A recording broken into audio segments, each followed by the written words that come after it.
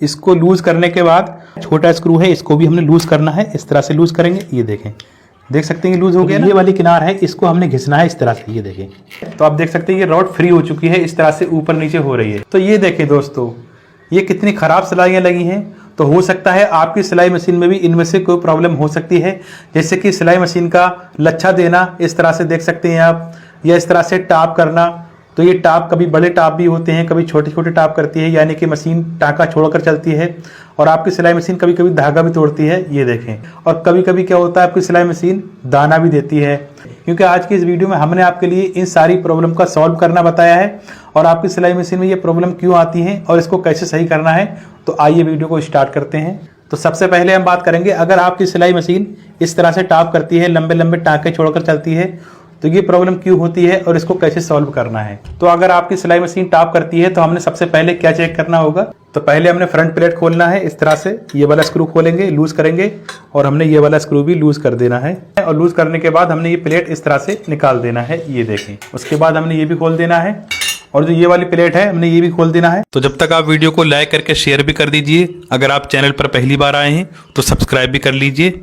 तो अगर आपकी सिलाई मशीन टाप करती है तो हमने सबसे पहले यहाँ पर ये देखना होगा, ये जो निडल वाली रॉड है, जो ये वाला गज है, हमने इसको बिल्कुल नीचे लेकर आना है। तो हम इस तरह से व्हील घुमाएंगे, ये देखें। तो हम बिल्कुल नीचे लेकर आ गए, ठीक है।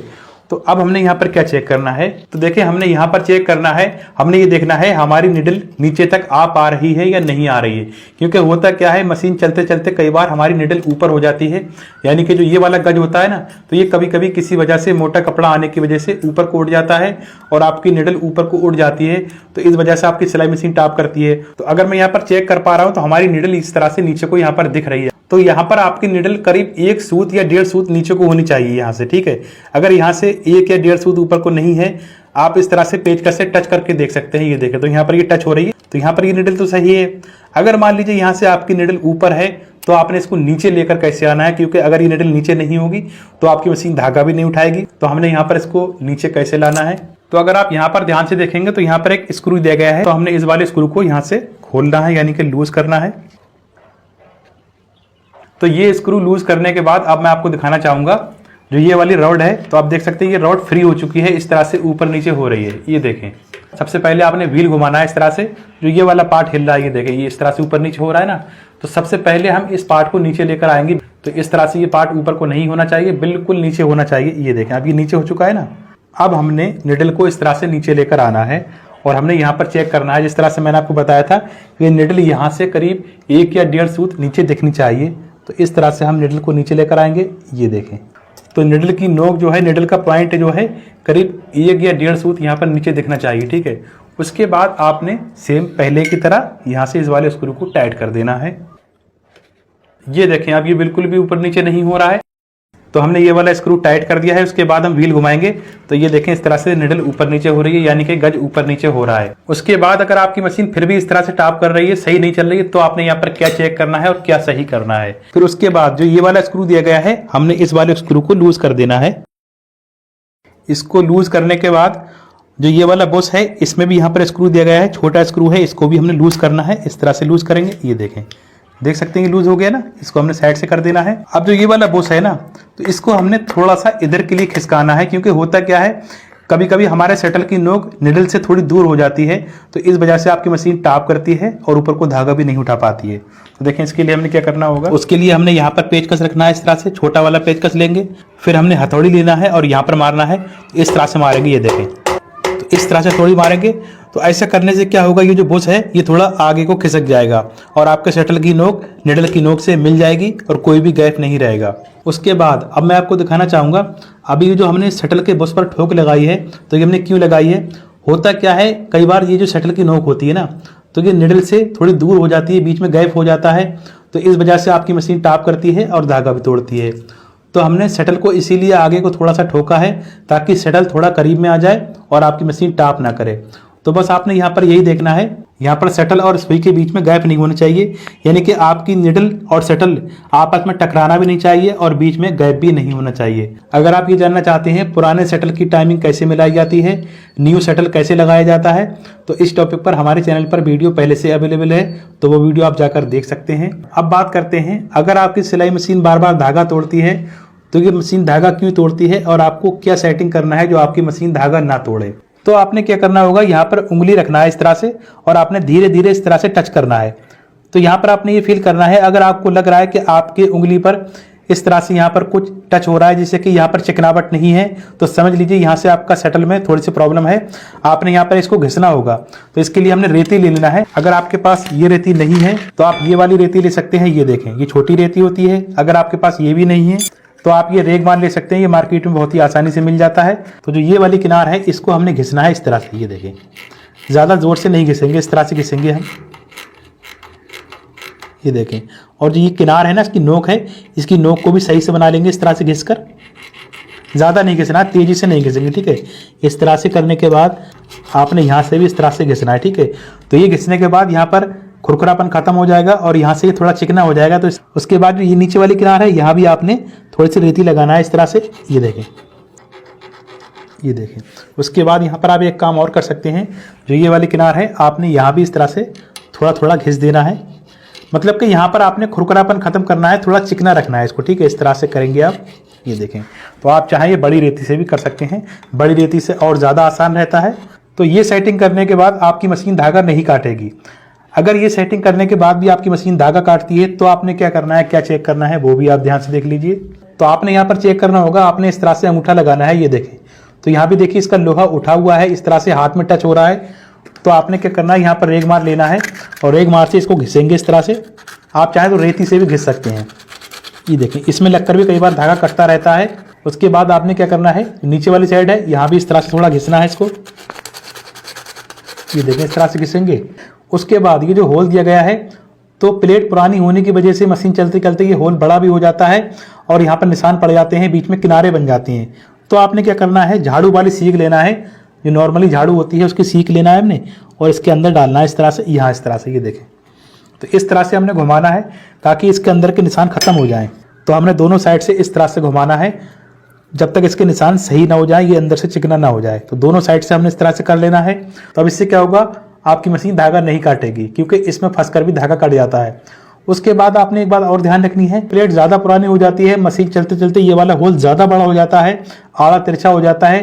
तो आपने क्या करना है, ये प्लेट चेंज कर देना है, न्यू प्लेट लगा देना है। तो ये प्लेट मार्केट में बहुत ही आसानी से मिल जाती है और इसमें होल पहले से ही होता है। उसके बाद आपने प्लेट लगा देना है। उसके बाद अगर आप मशीन चलाएंगे तो आपकी मशीन सही चलेगी और धागा नहीं काटेगी। अब बात आती है, अगर आपकी मशीन इस तरह की सिलाइयाँ देती है, इस तरह के लच्छे टाइप के देती है, या मशीन दाना देती है, तो ये प्रॉब्लम कई बार तो ऊपर से होती है और कई बार नीचे की सिलाई से भी हो जाती है। तो ये लच्छे वाली जो प्रॉब्लम है, तो ये ज़्यादातर नीचे से होती है, कभी कभी ऊपर की सिलाई में भी इस तरह से दिखता है।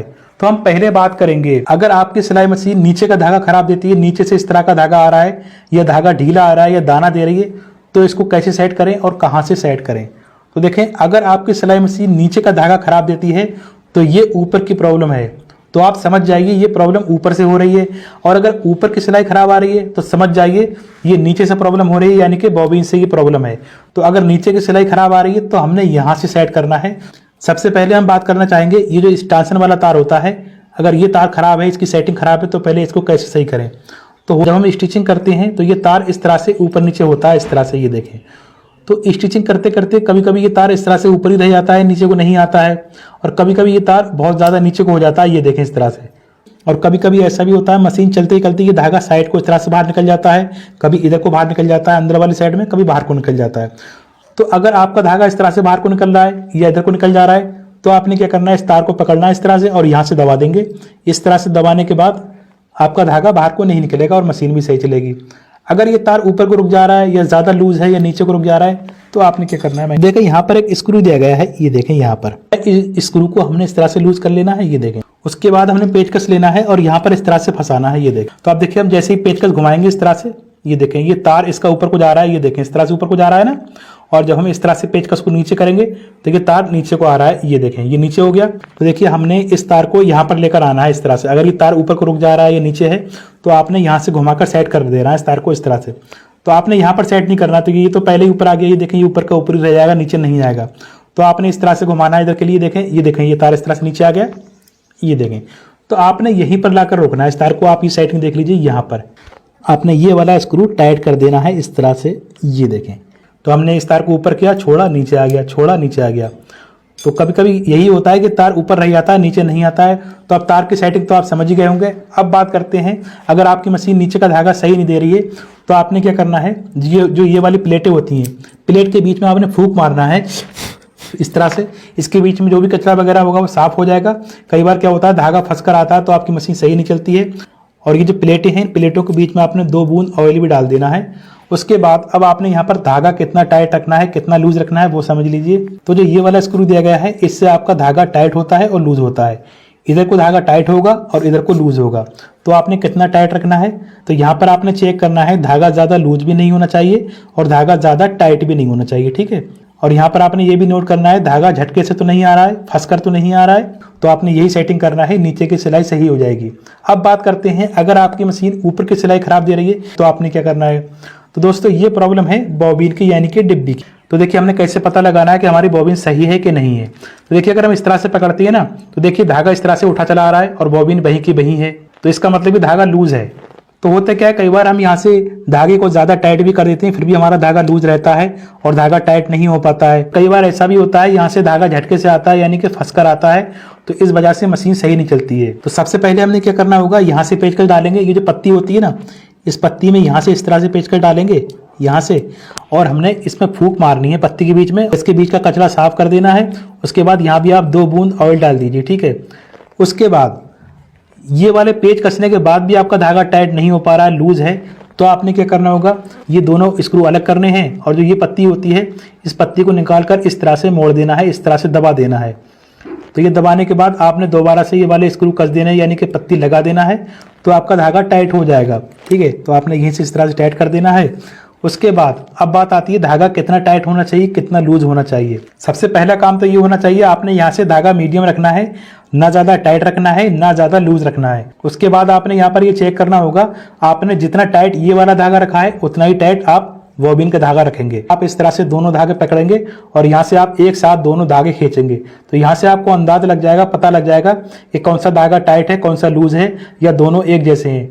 तो आपने दोनों धागों को सेम रखना है, एक जैसा रखना है, यानी कि ऐसा नहीं होना चाहिए ये वाला धागा लूज है तो ये वाला टाइट है, अगर ये वाला लूज है तो ये वाला टाइट है, यानी कि दोनों धागे एक बराबर होने चाहिए। उसके बाद जब आप मशीन चलाएंगे तो आपकी मशीन सही चलेगी, ऊपर की सिलाई भी सही आएगी और नीचे की सिलाई भी सही आएगी।